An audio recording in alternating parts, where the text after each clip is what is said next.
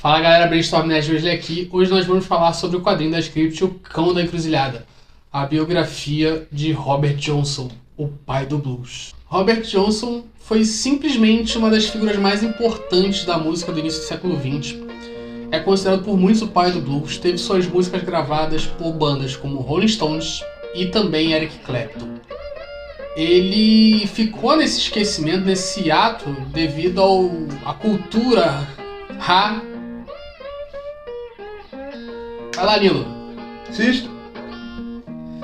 Do início do século XX nos Estados Unidos. Assim, nós temos poucos documentos sobre ele. Assim, muito que se sabe dele se descobriu após acharem seu laudo de morte em 67, onde descobriram o nome de sua mãe e seu pai. A sua mãe, ela passou fugida com seu primeiro marido, né, que era um importante fazendeiro chamado Charles Dodds, e eles mudaram para Memphis por causa de algumas ameaças de um certo grupo que tem o capuz de Zé Gotinha. Então, né, eles foram ameaçados e se mudaram. E aí a gente tem a reviravolta, né, porque ela sai e encontra um lenhador com que é o pai adotivo do Robert Johnson. O Robert Johnson tinha problemas com autoridades e afins e não entendia muito por que ele trabalharia numa fazenda se ele poderia ganhar muito mais tocando músicas. Porém, ele era considerado um músico medíocre para a época, um guitarrista medíocre que por várias vezes foi achincalhado, por assim dizer, devido à sua técnica que não era das melhores. O blues, aí entra um outro problema também que a gente vai ver mais à frente. O blues ele era tido como uma música do diabo pelos pastores batistas que tinham grande influência sobre o povo. Então, eles tinham um estigma muito grande de todos os lados possíveis, né? Social, religioso, entre outros. E o Robert Johnson foi atrás desse sucesso. E como faz parte da história do Robert Johnson, que é só tragédia atrás de tragédia, aos 18 anos ele se apaixona por uma menina de 15 e ela engravida. Ele começa a viajar de cidade em cidade para levantar dinheiro com sua música, tocando em bares e festas, onde o povo que trabalhava no campo ia aos fins de semana para se divertir. E quando ele volta, a menina e o filho morreram no parto. E toda a família culpa Robert Johnson pela perda porque ele estava tocando a famigerada música do diabo. E daí pra frente o Robert Johnson começa a sua escalada para o sucesso. Alguns dizem que ele sumiu por um tempo e voltou com um violão de 7 cordas tocando como ninguém. Mas isso tem uma escalada para chegar nesse ponto. Ele treinava com Ike Zimmerman, que era um grande músico da época, respeitadíssimo, e ambos treinavam, né, e estudavam no cemitério, para que ninguém visse sua técnica e vissem como eles faziam algumas coisas.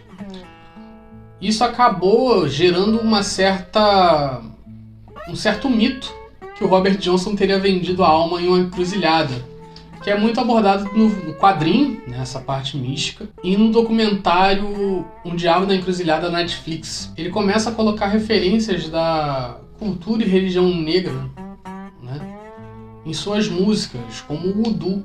Claras referências ao Voodoo a gente pode notar em Come On In My Kitchen, que ele fala sobre uma espécie de bolsa-mojo, que é comum no Voodoo, e ele fala que ele vai retirar a última moeda da bolsa da moça, ou seja, a bolsa mojo era uma espécie de amuleto que era amarrado próximo à barriga da mulher, como um amuleto de sorte para manter manter o controle sobre os homens, né? Então, se ele tirasse a última moeda, ele teria se libertado desse controle daquela mulher. E o Robert Johnson ele tinha uma fama de mulherengo. Isso mais pra frente causou um problema que a gente vai ver. Outra música que tem uma clara referência ao Voodoo é o Hellhounds on My Trail, que ele fala que vai jogar pó picante na porta, né, para afastar os cães, ou seja, os cães do inferno. O Robert Johnson, ele gostava da fama de Homem do Diabo, né? Ele gostava dessa fama de ser temido por essa alcunha, né? E também esse pó picante tinha a ver com a cultura local, que eles usavam para afastar cachorros, ou seja, para quem era vítima de linchamento e conseguia fugir, usava pó picante para afastar os cães que eles soltavam atrás dos negros da época. Então não é só uma referência à religião, é também uma referência cultural e local que estava, assim, fervilhando, né? O Robert Johnson, ele morreu aos 27 anos fundando o tão famoso Clube dos 27. E a gente tem uma série de grandes artistas que vocês já conhecem que estão nesse clube, né? Clube, entre aspas. Aparentemente ele foi envenenado após uma briga com uma bebida que estava sem lacre. E quando ele foi confrontado para não beber uma bebida sem lacre, ele replicou, né, falando para não encostarem nele quando ele fosse beber uma bebida cara. E aí ele foi envenenado por cerca de 3 dias e faleceu. O laudo ficou perdido até a década de 60, como eu já citei, e ficou por isso, assim, o culpado não foi pego, ninguém foi culpado, né? O assassino não foi pego. E isso passou batido, assim, até na década de 60, 70, redescobrirem o Robert Johnson e virar esse objeto de culto que nós temos hoje. Então, galera, a primeira coisa que eu percebi e que chama a atenção de todo mundo é o projeto gráfico, cara, que ficou muito legal. Ele tem essa pegada de luva de vinil, né? E a capa, a gente pode ver aqui, é um vinilzão lado A e lado B, que é bem legal. Uma coisa que me deixou assim, podia ser melhor, é a capa, cara. Me surgiu assim, cara, isso aqui merecia uma capa dura, mesmo com a quantidade de páginas. Achei um pouco caro pro tratamento, mas o papel couché é legal, não dá essas transparências que a gente viu por aí. O desenho é legal, cara, a história, o roteiro da história é bem contadinho, não deixa nada a desejar. A gente tem começa com o Robert Johnson já em leito de morte, e aí a gente dá um retorno ao início da história, né? A gente pode ver que ele tem um tom místico, tem esse desenho tem uma levada meio Robert Crumb em alguns momentos, que a gente pode ver, que faz parte dessa contracultura que o blues era, né? E aí mais pra frente as outras formas de contracultura se validaram de uns aspectos ou outros e vem se repetindo, né?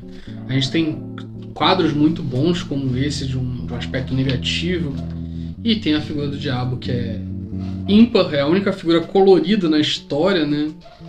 Cara, em si o quadrinho tá legal pra caramba. Acho que o único defeito que eu falaria é essa falta de uma capa dura. Não vou spoiler o final, porque o final ele também tem uma capa colorida, uma página colorida. A gente tem essas ilustrações no final, um pouquinho desse projeto de revitalização do Clube dos 27.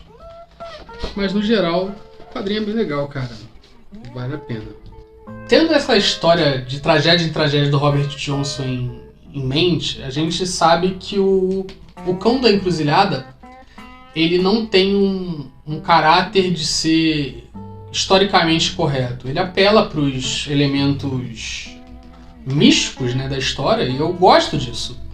Ele vai contornando essa história toda. Você tem uma espécie de resgate, né, objeto de culto mesmo, sendo uma pessoa aclamada hoje em dia, de certa importância, e devida importância, né, sendo resgatada.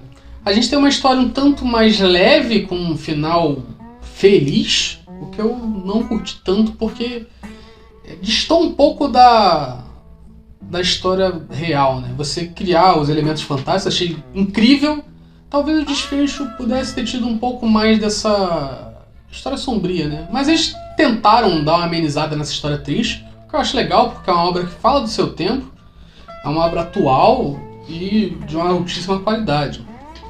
A gente tem os elementos, como eu já falei, né, como o diabo usando de linguagem preconceituosa para atrair o Robert a fazer o pacto. Você tem toda essa caracterização do diabo como se fosse a própria estrutura social da época, né? Você tem essa figura ali contrapondo todo o resto, né? Como eu disse, é uma obra atual, que mexe em temas atuais e que tem uma linguagem bem simples e acessível. De uma maneira geral, eu gostei bastante do Cão da Encruzilhada. Eu gosto muito do trabalho do Robert Johnson, curti a parte do desenho em si, que tem uma cara meio Robert Crumb, que inclusive fez uma biografia do Robert Johnson, e o desenho tem um pouco do Robert Crumb ali, tem um pouco dessa cara de contracultura, né? Assim como o Robert Johnson. Então acho que combina muito bem, e um pouco no sentido contrário ao que se faz. Então a Editora Script tá de parabéns em trazer um álbum assim, um álbum original. E é isso, galera. É isso que eu tenho pra falar de O Cão da Encruzilhada da Editora Script. Se você curtiu, compartilhe com seus amigos que não conhecem esse trabalho.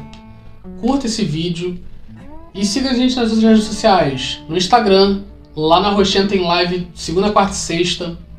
E nosso podcast semanal sobre notícias e variedades do mundo pop. Então, galera, até a próxima.